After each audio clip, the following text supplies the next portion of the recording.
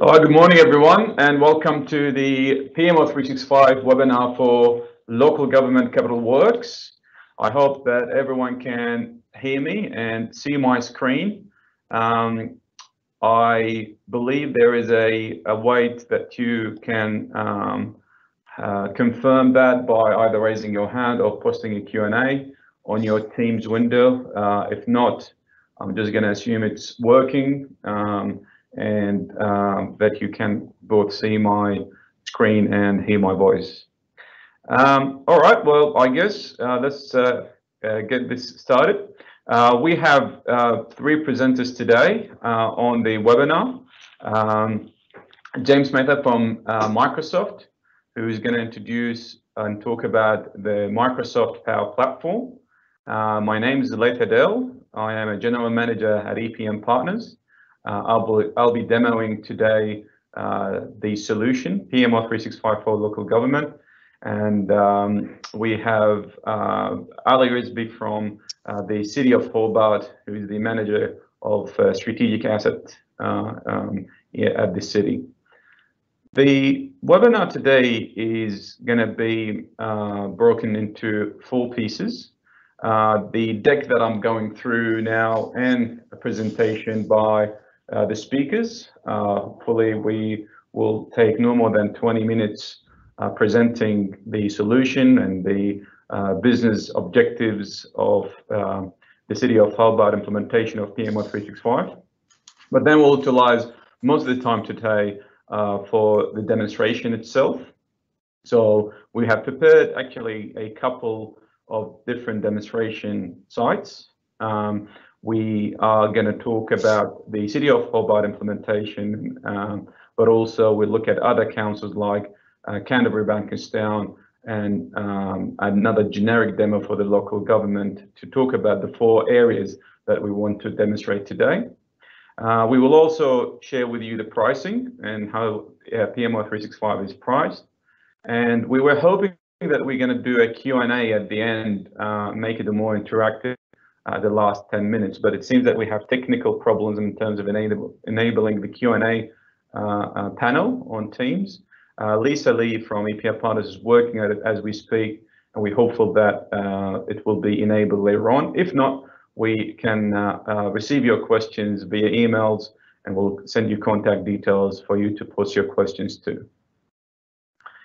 I guess as an introduction and a way to kick off today's webinar, I wanted to share this statement from PMI, the Project Management Institute, and it's about the project delivery and how it's changing with digital transformation and artificial intelligence, The idea here is that with robotic process automation and everything moved into a digital world, projects being one of those entities that organizations and different size and shape and different industries, government and other corporate type of industries, changing the way they manage projects, specifically in terms of the tool used to manage those projects. So instead of having the number of different files, localized files like Excel sheets and Word documents and what have you, with digitization, those artifacts are being incorporated in a single platform that not only just enable the interaction between different stakeholders, such as the project management officers or the project managers, the asset owners and asset managers, the organization leadership teams, but also the external stakeholders, be it the contractors or the community in the case of local government. And then it becomes a one-stop shop for all type of processes, business processes, whether they are internal to the organization, such as designing, prioritization, cost estimation, resource management, timeline management, but also external to the project management discipline in the organization. So, for example, procurement, contract management, interacting with the contractors, all become in one place and one-stop shop. And in our case here today, that one-stop shop will be pmo365. So it's really all about the digitization of the project delivery, both in terms of process and collaboration interaction with different stakeholders. I will probably hand over now to Ali. Ali is, as I mentioned, is from the city of Hobart, who've implemented pmo365, and he will take us through the, if you'd like, an introduction on the city of Hobart existing project portfolio management processes and landscape, and how did they implement pmo365 to be their project portfolio management tool of choice. So Ali, hand over to you. Thank you. Thank you, Laith. Thank you, Laith, for the introduction. And this is mainly a brief history that we embark to develop a project and portfolio system across city of Hobart. And we started this journey perhaps 18 months back. And we started with what is currently happening in the local council, like why we need a project and portfolio management system and a software. Like in council last year, our budget was around $56 million. We were working on Excel sheets with so many line items. There were sponsors, there were clients, there were project managers. Things were managed on Excel and with support of financial softwares, and there was no integrated tool, so the stakeholders should be able to see what is happening around the projects, what are the timelines, what are the budgets, and majority of the cases we came to know at the end of the project that perhaps we need some more money to complete the project. So keeping all of this thing, then we start drawing our processes, that what is happening, what is currently happening in city of Hobart.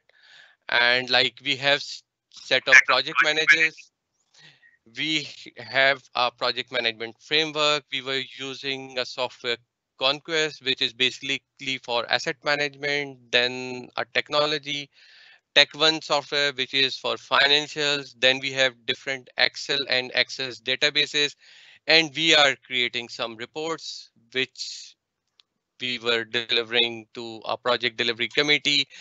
Every 6 weeks, we are checking our spent, mainly spent. And then there were many questions that if we are monitoring spend, then what is happening about if there is a scope variation?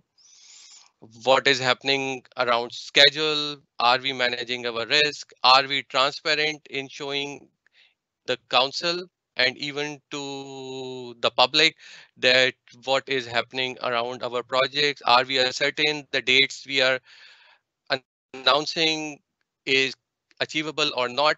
And there was a framework, there were certain sheets, but they were not integrated, and they were not aligned even with our approved capital works plan. And then we decided perhaps 14-15 months back that we should draw our processes, we should draw an end-to-end solution, and we should integrate our project management system with mainly with our asset systems and our financial system. So if you can go to the next slide. Before drawing that, we should be very clear that it is not IT or it is not the software which is providing us all the solution. We should be very clear that before bringing a vendor, a software company on board, we should document and map our processes, because this is our internal. The city is more than 200 years old, and people are working in this city for 30 years, 40 years, and I have only 2 years. But you should get that history, map the processes, aligned with standards. Like in this case, we use PMBOK, and then we provide certain gates so that there are certain decision makers. If we are moving a project from one phase to another, we define roles and responsibility within that system. And yes, once we have that in board, we go for a tender process, and then finally, yes, APM partners were selected. We define key performance indicators, and then one more important thing is that we integrate this system, this software with our systems like Navision, Asset Master, GIS. In the next slide, if so basically this is our main theme, like from identification till handover, that we identify a project, we prioritize a project, and that prioritization is done based on our strategic planning, our strategic plan, and our asset management plan. Then we go for a scoping, and there is a gated system that while we prioritize a project, there are certain stakeholders involved, we scope it, then we go for estimation. After estimation, we go for a approval cycle, and normally in council, it's the council which approves your capital works plan. And after getting the approval, then we start investing in detailed design, detailed estimation, and this whole yellow part is the project delivery. So it's from identification till delivery. And the red boxes are our systems, which is one is financials. We have Navision now, and one is Asset Master, which is under implementation. So you can see that while implementing a PPM system, it is not only the project management office or EPM partners are important. Our integration with other softwares like our asset systems and our financial system is also very important. So except these two red boxes, the rest is mainly covered by the software. And we have provided an integration platform so that we should have a seamless integration when we are starting initiating a project from our asset systems and ultimately handing it over into assets. So this is the main theme. And then we define the roles that who are the main stakeholders while we are delivering a project or a program across the portfolio. Who are project clients? What is community engagement? If majority of you guys are from in government sector, so engaging a community, getting their feedback while scoping a project, while delivering a project is very important. So we put some gates around it. Then yes, project managers, design, strategic asset management, construction, sponsors, and some directors or the key stakeholders, they can see at any point of time what is happening around the project or program in terms of schedule, budget, risk, or variations. This is a much detailed sheet. I'm not sure you guys would be able to see it properly, but it this flow sheet basically is identifying the key stakeholders from identification till handover uh, phase of a project or program. And all of these sheets are having sub-sheets, sub-processes. And the most important thing is when we bring EPM partners on board, our documentation and process maps were ready. We gave them a whole bunch of file. Now Lath and you guys start working and delivering a software, a program, which is being agreed and mapped within city of Hobart, and it took us about 6 to 8 months to do this exercise.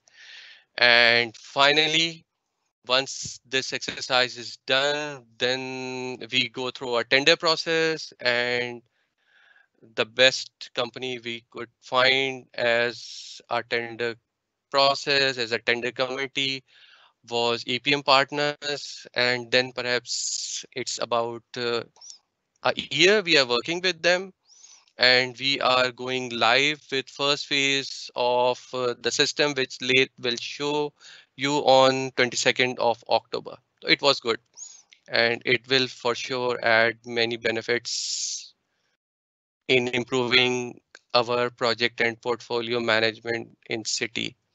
Over to you, Lath.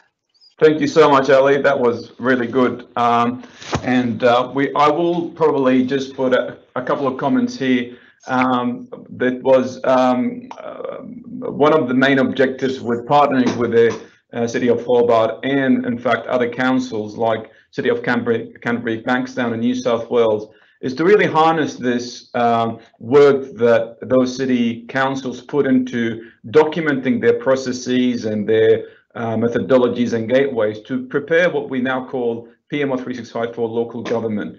So if you wanted to adopt a project portfolio management process that is inherited via the tool, then pmo365 for local government comes with that embedded to it. And I'll have a slide to show you that governance process that Ali and his team spend a lot of time and effort documenting for the City of Hobart, and equally the City of Canterbury, Bankstown done the same thing.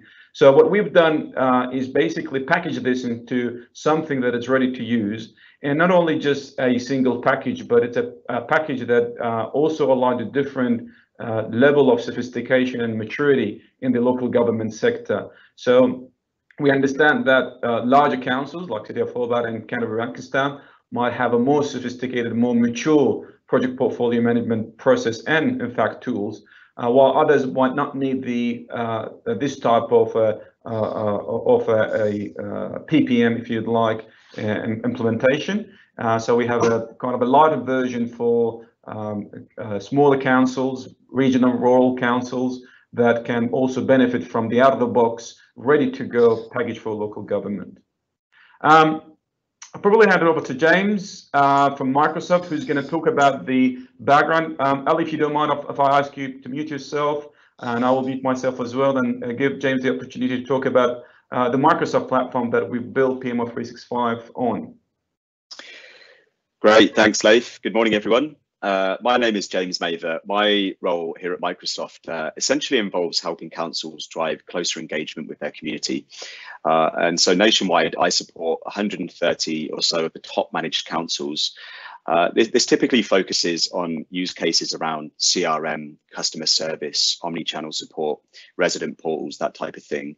That's across our Dynamics suite, as well as across the second half of what I do, which is really around our low to no code Power Platform, which for councils covers use cases and things like digitalization of paper forms, process automation, and essentially providing your employees with more user-friendly applications. And so why is what we're here to talk about today important to local government? So, we regularly hear from councils the need to gain a holistic view into the council's capital works programme. And so the ability to be able to prioritise projects whilst having that direct link to the council's broader strategic plan is essential to managing your project success. Doing things like estimating the cost of projects and the revenue available at council, as well as contract and resource management, are common themes that we hear. And so being able to gain that centralised view into how projects are tracking. And so where does this fit into the broader picture with Microsoft? So pmo365 has been built on the Dynamics and Power Platform. So you're able to leverage our low to no code application development platform for interoperability with other applications and your other Microsoft investments. So for example, if you think it could be project collaboration in Microsoft Teams using live project data, it could be a virtual agent that onboards new project team members or other internal use cases. Doing things like pulling in live project or financial data. Just a couple of examples of being able to, like I say, leverage that consistent data structure. So our common data service, which is the service used by all of your investments within Office, Azure, Dynamics, as well as the Power Platform. So within the Power Platform, we also have over 400 connectors into back office ERP systems such as SAP, Oracle, TechOne. So you can start to map and synchronize asset and financial data into that project lifecycle.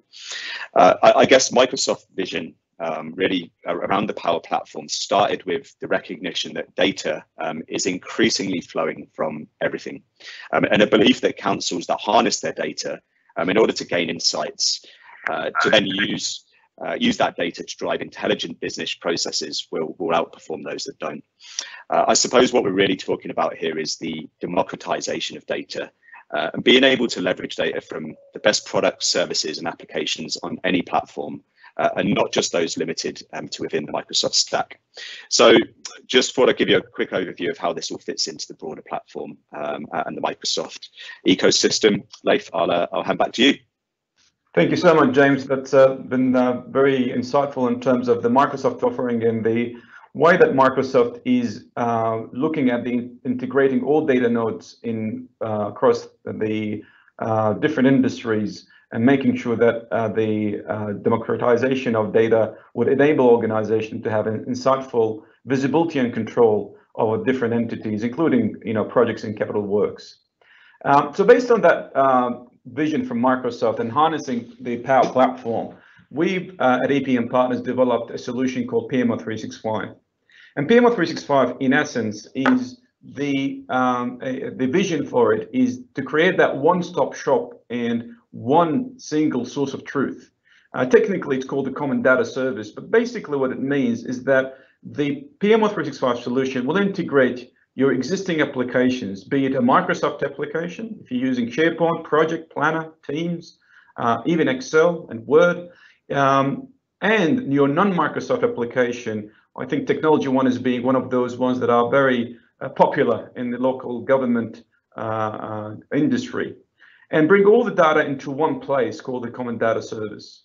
Now, what that means in the pmo365 platform, that the council will have real-time visibility on what's happening in the capital works programs. And that's manifested by a numerous number of reports and dashboards designed specifically for the local government. But also it means that the processes and sub-processes, as Ali put them, will be also automated using something called Power Automate in the Power Platform.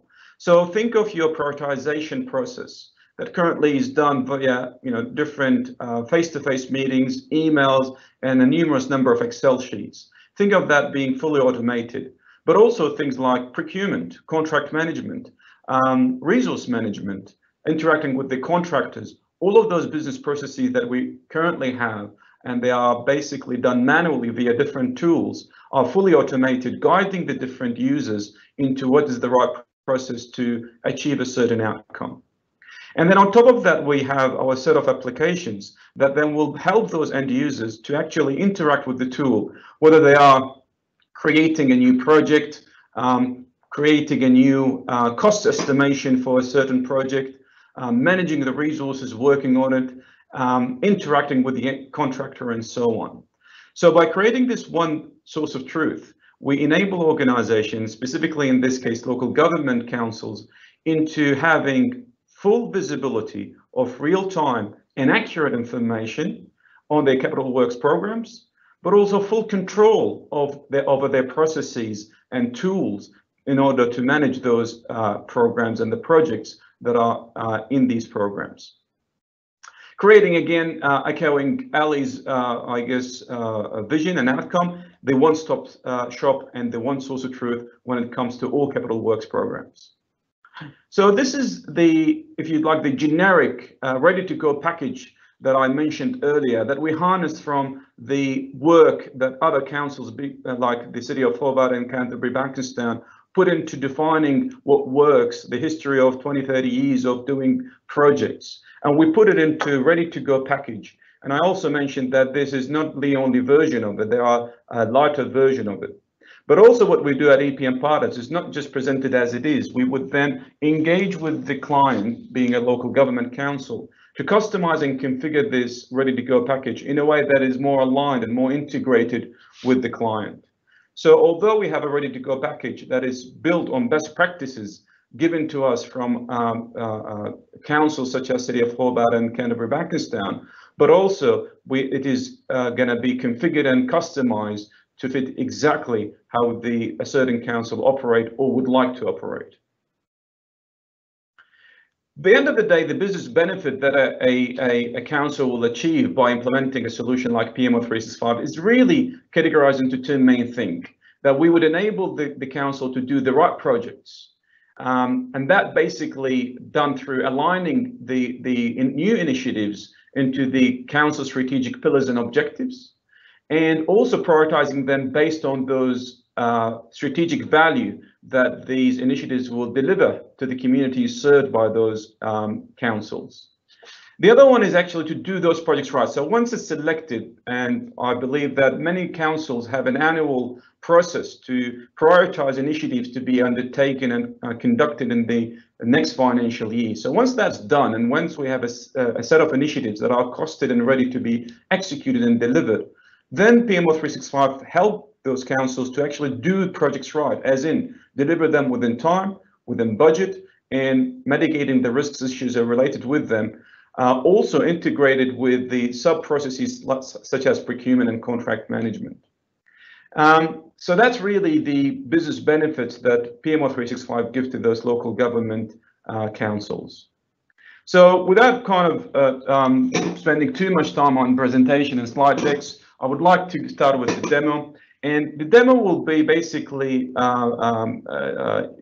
conducting using 4 scenarios. The first one is the prioritization of the intake on how do we go and align the initiatives into the council strategic plan. The other one will focus on cost estimation and using the different sources of revenue or funds available to the council. And then how do we go about managing the contract once it's awarded to a contractor? And the last one is how to manage the resources, i.e. the people who are working on these projects internally, and whether they are permanent or otherwise, and to make sure that we have enough resources, available resources to conduct the work. So we'll start with the prioritization. And what I've done, actually, I've prepared a few pages that are already open, so we wouldn't have to go through the clicking through all the actions. Now, I should say also before I start the demo that these are only 4 scenarios that we felt that are the most demand or most requested by the councils, but it doesn't mean this is the only 4 functions available in pmo365. There are many other functions like schedule management, risk management, and many others that we're not going to demo today, but if you're interested, we can definitely schedule detailed demos to go through the rest of the solution with you. Before I kick off the demo, I would like to show you some of the visuals that comes with pmo365 once it's implemented.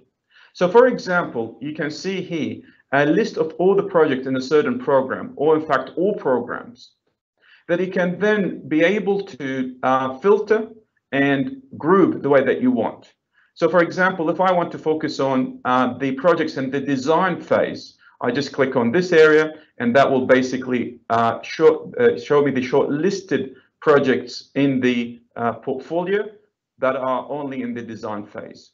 I can also group by or filter by the CapEx category, like buildings and roads and the alike. Not only that, you can see there are a number of other reports and dashboards available for us, like a map where we integrate with the GIS system or the asset management system of the organization and local government, where we can then point at a certain project and see what's happening in a certain area in the capital works program. And there are many other things like costs and milestones and risks and issues and studying a certain project. But I'm not going to go through all the reports and dashboard available today. And as I said, if you're interested, we can definitely arrange for a more detailed demo. But what I wanted to show you here is that real-time visibility. There is no manual process of getting the data fed into this portfolio dashboard or status reports of various projects. This is real-time information being queried without manual process from that single source of truth. So how about we start now getting into the actual prioritization and the ability to create a project and align it to certain pillars and objectives. So this is the city of Hobart test environment. And as you can see, there are a number of projects that are already loaded with their status and other metadata information related to each project. So if I were to create a new project, and that can be done by different user types within the council, could be the asset owner, could be a business unit manager, or in fact, any other type of user. But to create a new initiative in the tool, it's a matter of just hitting the new button right here. And when you create a new project, you'll be presented with a number of otherwise forms, digital forms that otherwise been built or been collected through Excel sheets and Word documents. So the idea here that we will have all the information required around a certain project directly into the tool. Now, before I do that and start entering some project information, I would like to also show you that this can be related to programs. So whether you are running a asset-related program around buildings, or you have city governance, or in fact you have a program for IT projects, or whatever type of projects that you have, usually some of them refer to the major capital projects. But you can create as many programs as you want. They could be annual programs, 2-year program, 4-year program, and so on. And as you create the project, you can then associate it to the right program and have it reported against that certain program. So I'm just going to go and enter a project name here. I'm going to call it webinar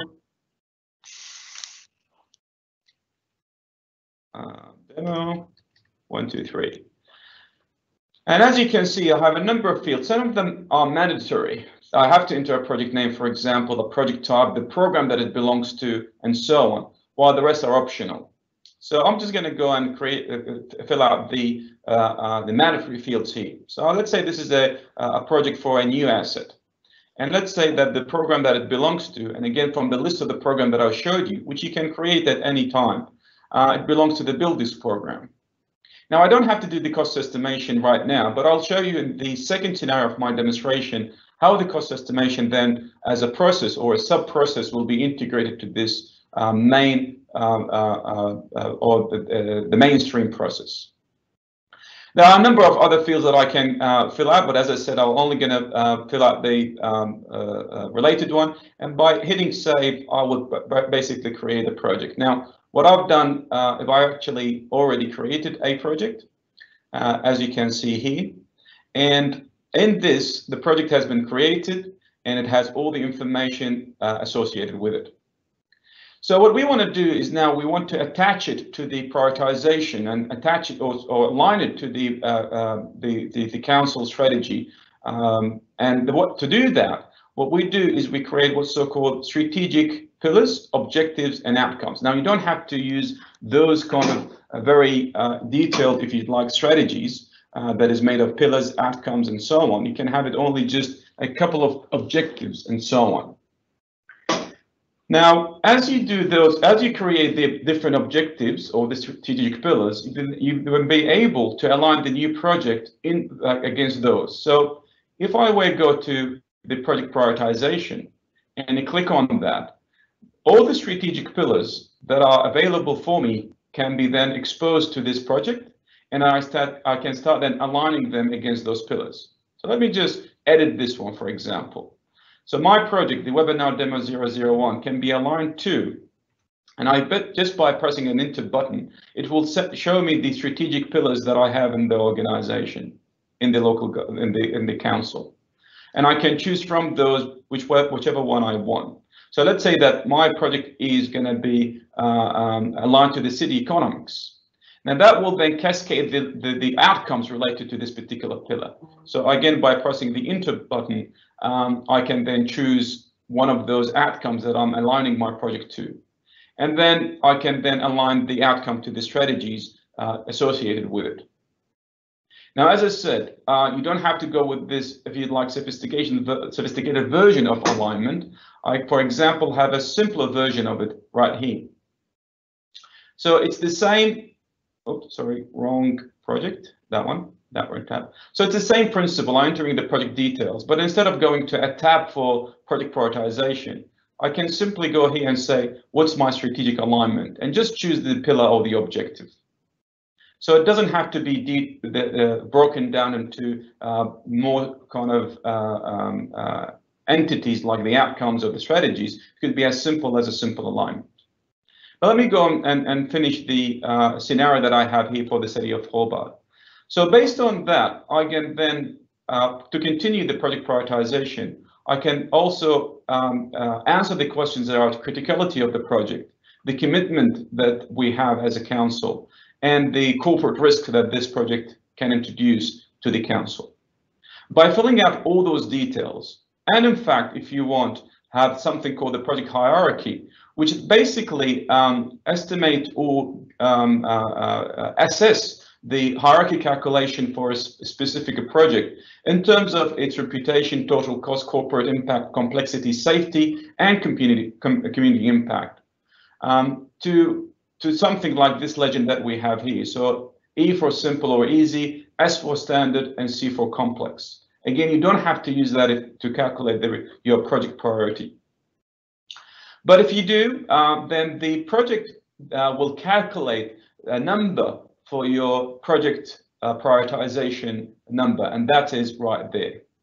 So once those alignment has been set in the project prioritization and the project hierarchy, or one of them or both, the system itself will give you the project total score, and in this case it's 96. Now, as I said, this could be as simple as a one-to-one alignment on the strategy. It could be more sophisticated as you have here. In fact, you can also subject this score into the community, either internal to the council or in fact the public community.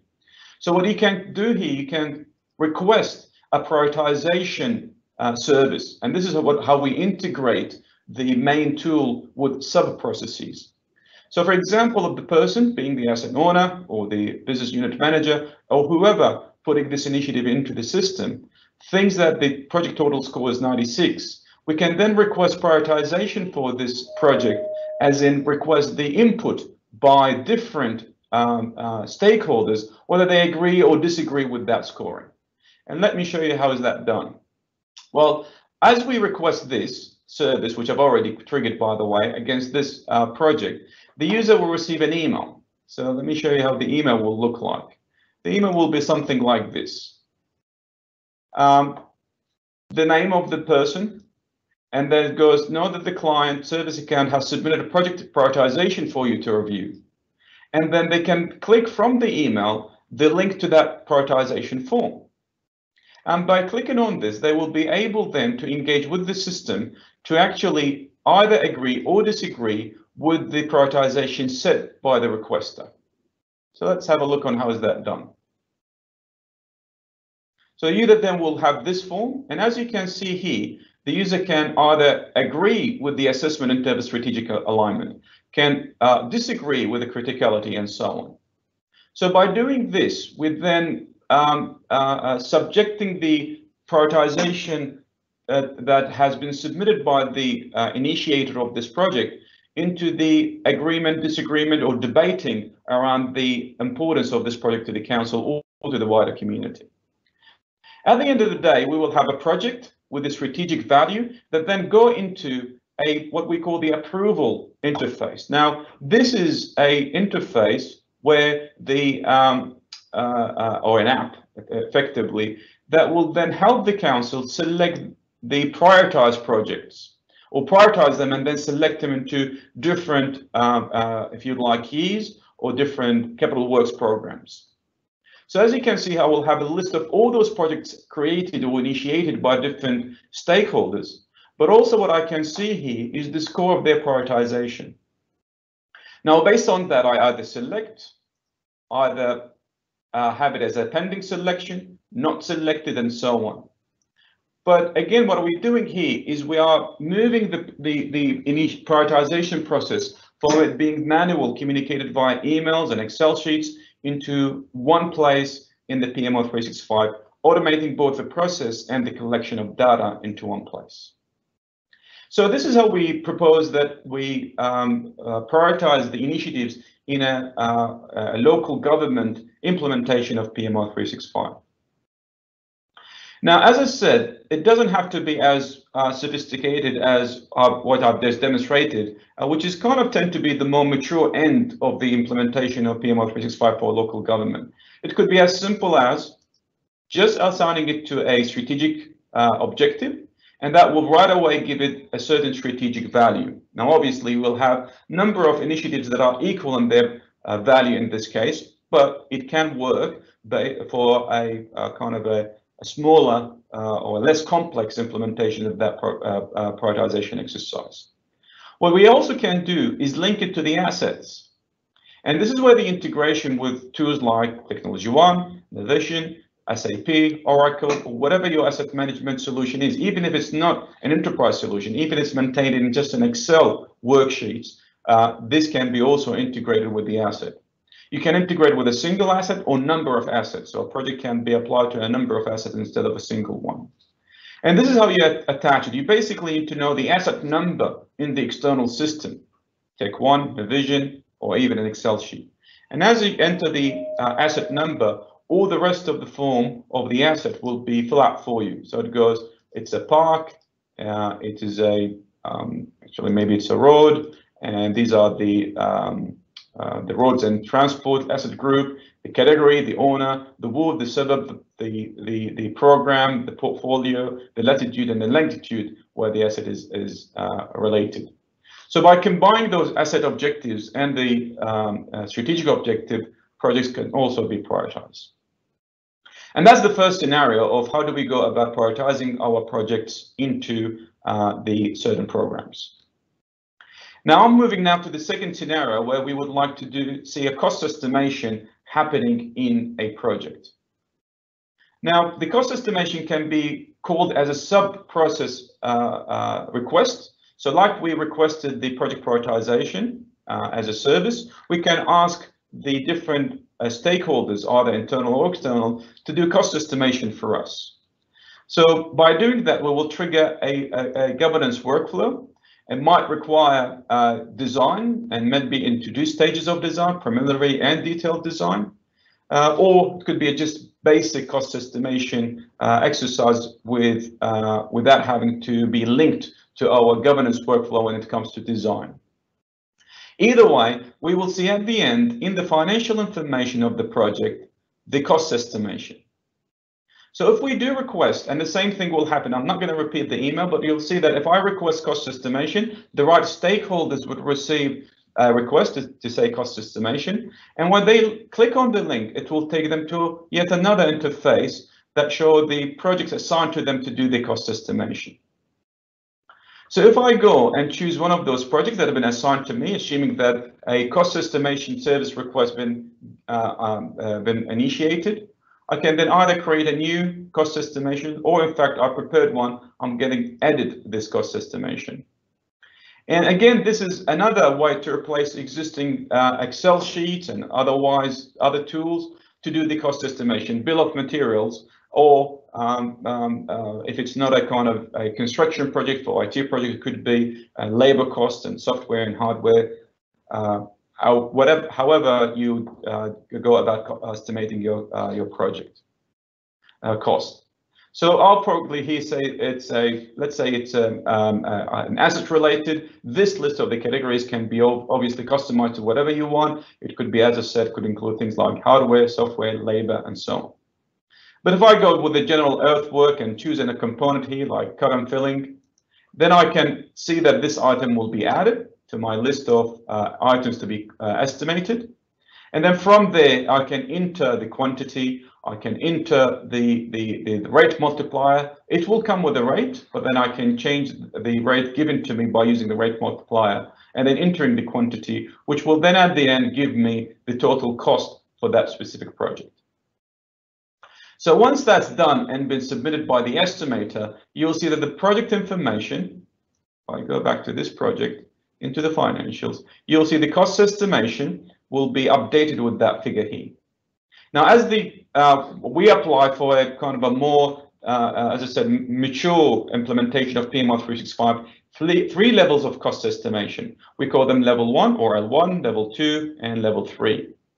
This level 1 happens before any design, level 2 happens after preliminary design, and level 3 happens after detailed design. Again, you don't have to adopt this. We have many councils who just want to do cost estimation once and be able to revise it, but doesn't have to be attached to a certain designing process or delivery process for that matter. Now then, after the cost estimation is done, we can then link the bill of materials, or in fact just the project using a project ID, into the ERP. The ERP in this case is SAP, but that can be also Technology One, Navision, or whatever your financial system is. And again, the same way that we'll link it to the asset, all we need is the ID in the ERP system. And by the way, this can be automated. You don't have to enter it manually. And by doing that, we can then link our cost estimation into the ERP, so we can start receiving the actual spend, the commitments, variances, any revised budget, and so on. So then we can compare our estimation at any given time to the actuals, to the budgets, and to the variations coming from the ERP system, either individually on a project level or in fact across the entire portfolio. And with the same sense that, or with the same way of thinking when we've done project prioritization, I can then also use this information on a program portfolio level and give the council and leadership or management T the ability to see all the estimation against all proposed projects, or in fact in-flight projects, and then that will give us the ability to distribute the proposed budget or the estimation today into different funding sources, such as the asset reserve, the general funds, the grants, or any other funds that you see applicable to your program. So for example, if I have $100,000 here estimation against a certain project, I can say, well, I'm probably going to get $80,000 of that $100,000 from the general funds, and I'll allocate $20,000 from a certain grant because this is eligible for it. And not only that, after I do that, I can then allocate it to a certain year, or in fact, I can choose that it's approved, rejected, tentative, or on hold. So again, the idea here is that once we start using pmo365 as the one place to collect information and automate our process, that will enable the top-down governance of our capital works from applications like the budget approval app that I'm looking at, or in fact the initiative selection one based on the priority that I've showed you earlier.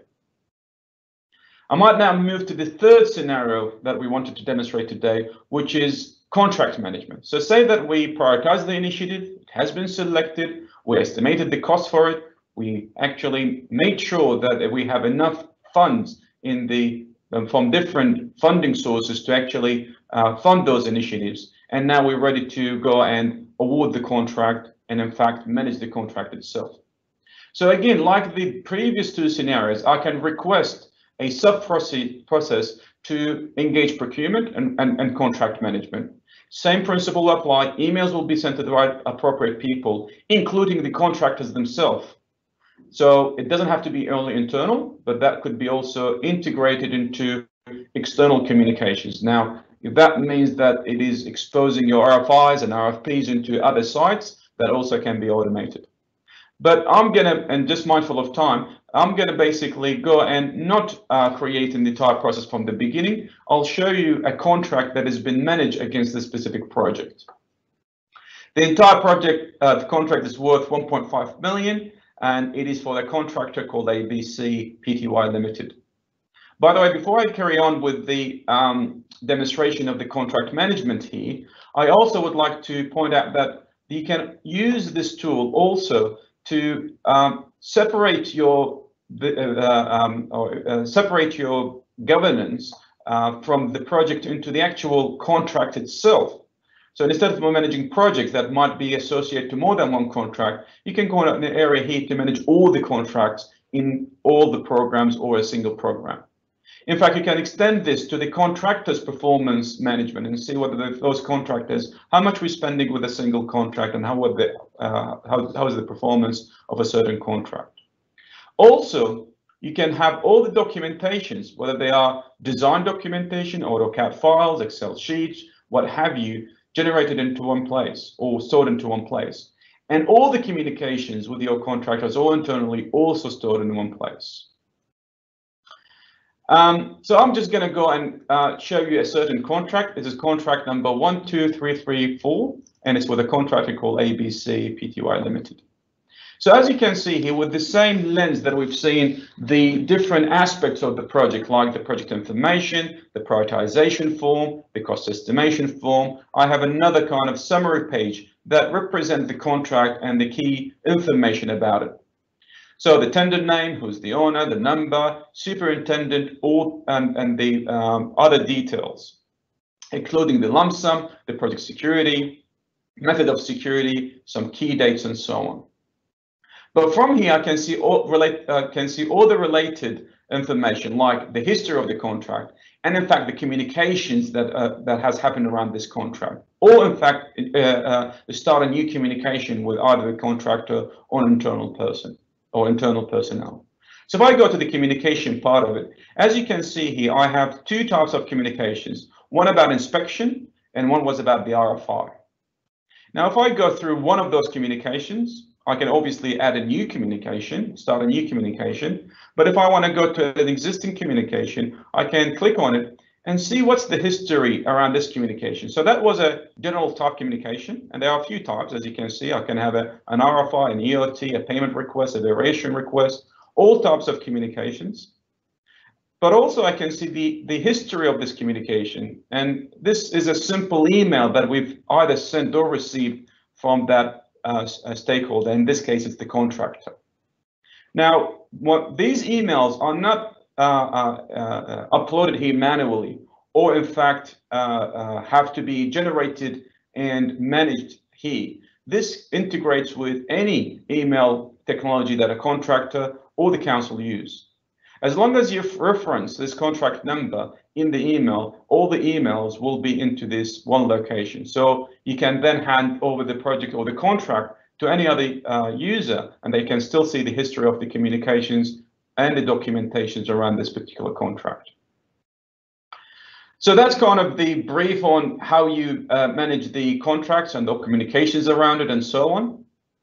Before actually I move on to the fourth and last scenario, and I'm mindful that we don't have much time left for the presentation today, I just want to extend this into the applications used in order to manage the contracts. For example, you can equip your field resources to, for example, go and have an inspection and log defects on a certain project.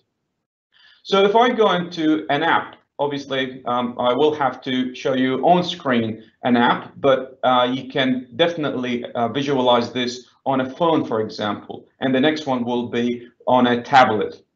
But you can equip those people, and these are going to be downloadable apps that you can provide to your contractors or, in fact, your internal field resources, whether they can go and then, for example, go to a site and say, I'm going to create a new defect against a certain project. They select the project and they give a name of the defect, description, so on, other details, and they even can take pictures about that defect.